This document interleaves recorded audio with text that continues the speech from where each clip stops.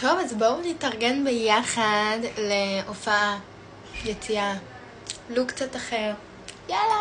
היה לי כשאני אדבר איתכם היום קצת על מה שקורה פה לאחרונה בתגובות. בוקר טוב לכולם. נראה לי היום אני אדבר איתכם על מה שקורה לי לאחרונה בתגובות בטיקטוק. שזה קצת... אני אפילו לא יודעת איך להגדיר את זה, כאילו מרגיש לי שאנשים בטיקטוק לוקחים דברים קצת בצורה כבדה מדי. נראה לי פשוט שאנשים לוקחים את הדברים, את התגובות בצורה כבדה מדי. אני בתור בן אדם,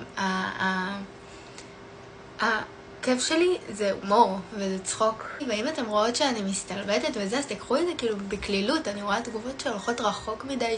אני בתור בן אדם, באמת, הכיף שלי זה ההומור, זה הצחוק. באמת, אם אתם רואים כאילו שאני מסתלבטת,